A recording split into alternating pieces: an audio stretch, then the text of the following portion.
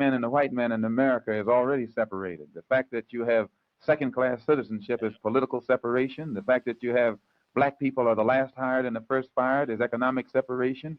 What's up, YouTube? Welcome to my channel. My name is Fortan Zimbu. Yes, I'm back again here in YouTube. Concern Malcolm X. I love to learn a lot or hear what Malcolm X is saying. So I like to react in this kind of video because it's something that we always need to try and talk about, because Malcolm X was such a good icon for all of us. He spoke good or bad. Malcolm X, he was direct. He believing in black people to stand up, defend yourself. Don't just let yourself be unalive. You're getting beaten by dogs, getting beaten up. It's a mental break, because every single time you allow that, you're breaking yourself piece by pieces, and the person that is doing more harm to you, they're enjoying it. And white people, they did enjoy harming black people, especially in America.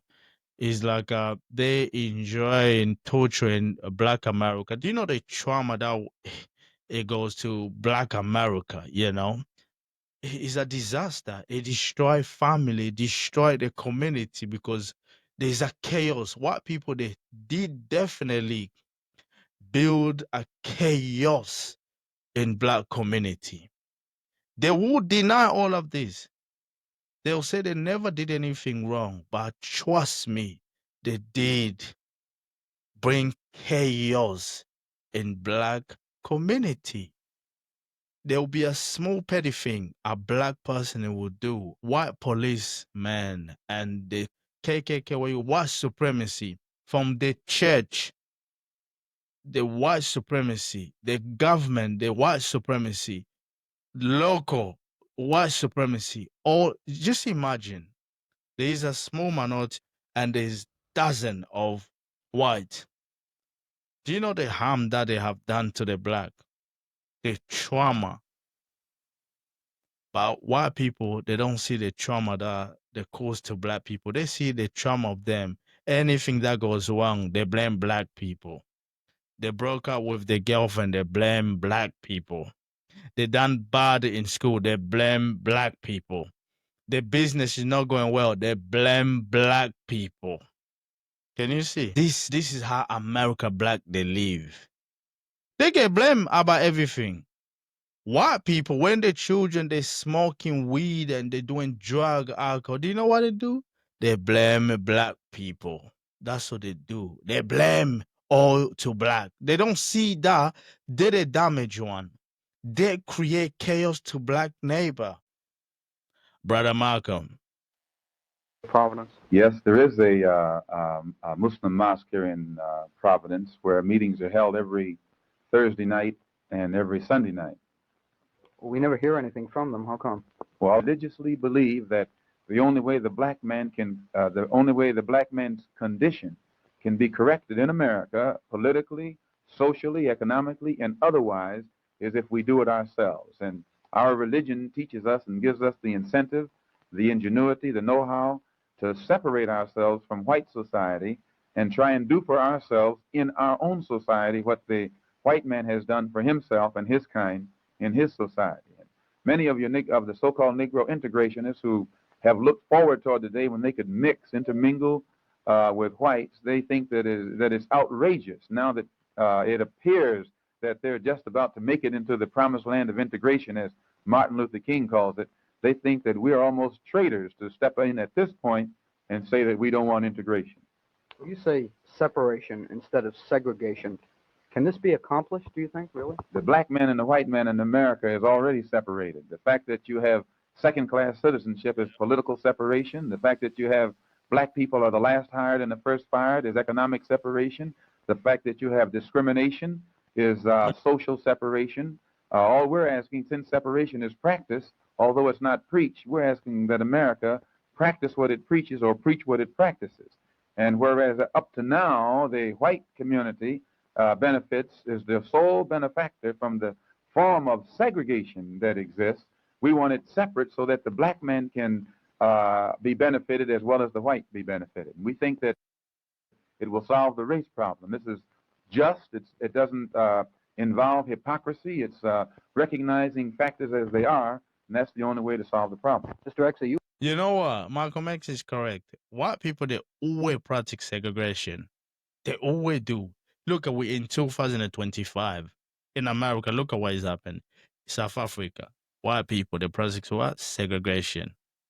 They do that a lot in America. There is a lot of segregation over there. Don't be ignorant to think it only exists back in the day. It still exists now. Even at this day we're talking, you have white people, they're trying to build a town just for white people. Who practice segregation? White people.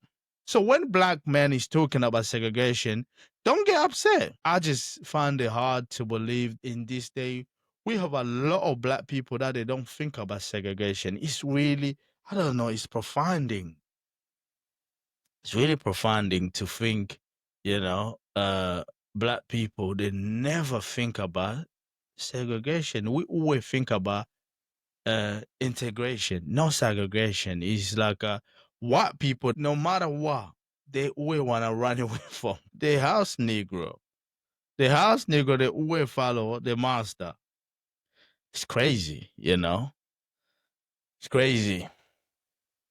for total separation right to the point where you might even want your own state? Yes, we who follow the Honorable Elijah Muhammad have been taught that total separation is the only way to solve the race problem in this country. Do you speak at all on anything of a political nature? Well, it depends upon what you mean by politics. We are a religious group. We're religiously motivated. But when in our religion, we're taught that we should have freedom, justice, and equality. Some people place freedom, justice, and equality in a political category. But just as Moses in the Bible, his entire message was a message of separation and freedom for his people. And despite the fact that he was seeking freedom for his people and a land, by the way, for his people, Moses is never represented by anyone other than as a religious leader. He's never called a political leader. And since our people today in America are in the same condition that Moses found his people in, and the Honorable Elijah Muhammad is a modern counterpart of Moses among us, on him as a man of God, a messenger of Elijah Muhammad, yeah, model day Moses. No, he's no. Hell no. No, he's no. Absolutely no. No way. I reject that. No. Mm-mm. No. No. No, no, no, no, no. He's anything but model day Moses. Moses is complete different. Moses is the great prophet, The white people, they wash up. White people, they believe, Moses is their people. Follow the history properly. You know who Moses was. Yeah, follow the history properly. In that time, Egypt, how it was. Egypt, it was not Arabic people. No, no, no, no, no, no, no, no, no. Arabic, them racist Arabic. They hate the Negro. Oh, yes, that's right.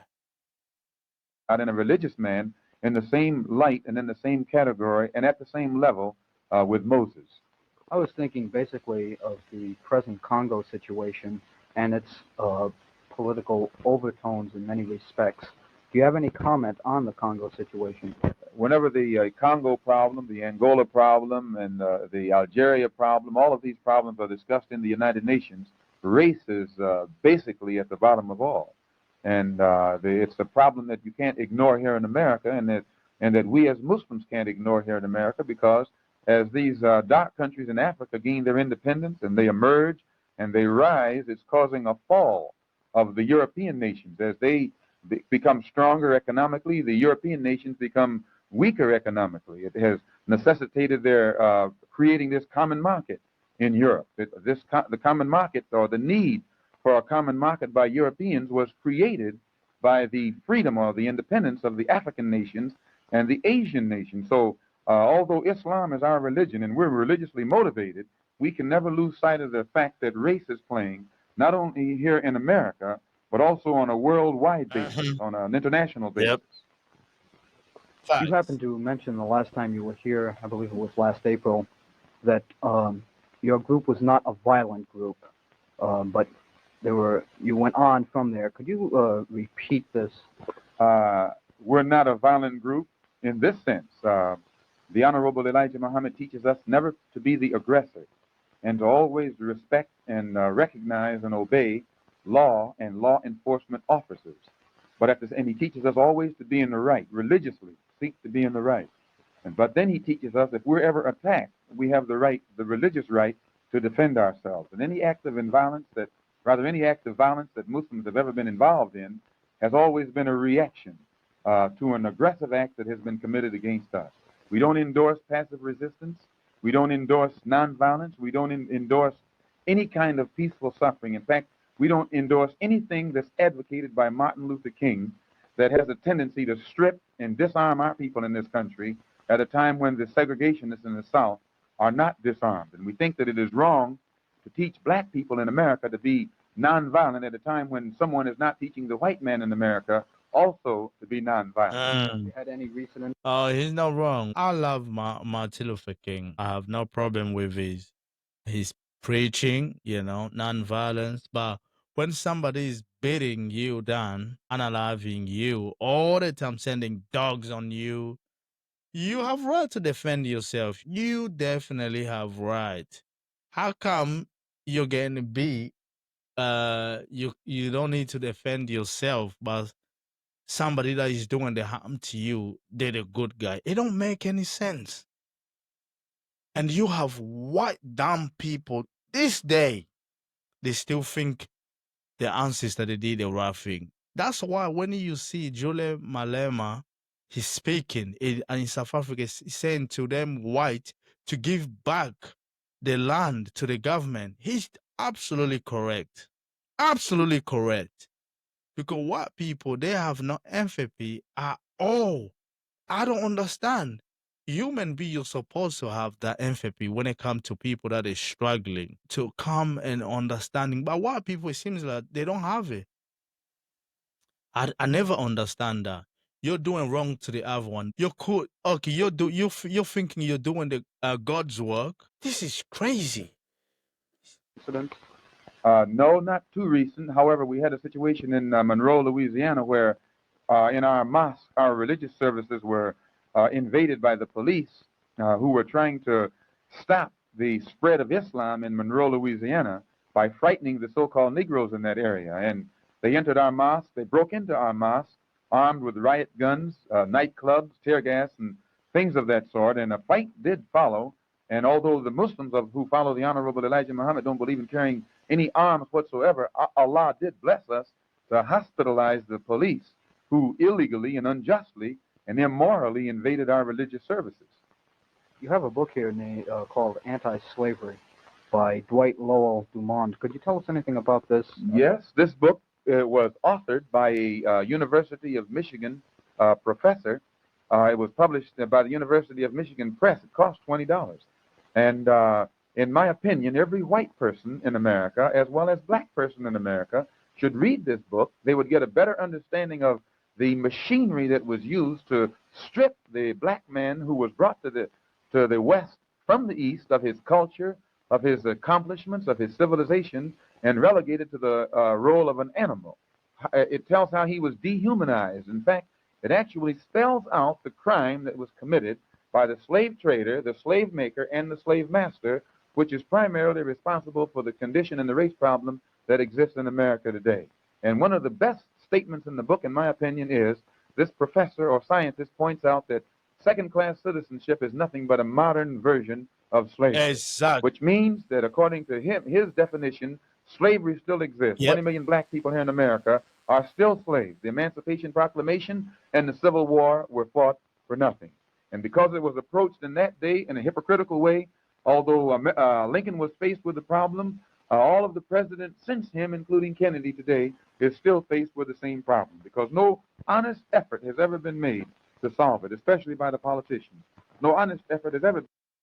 That was really a good interview over there. If you have ears, you will listen. If you know how to pay attention, you will pay attention.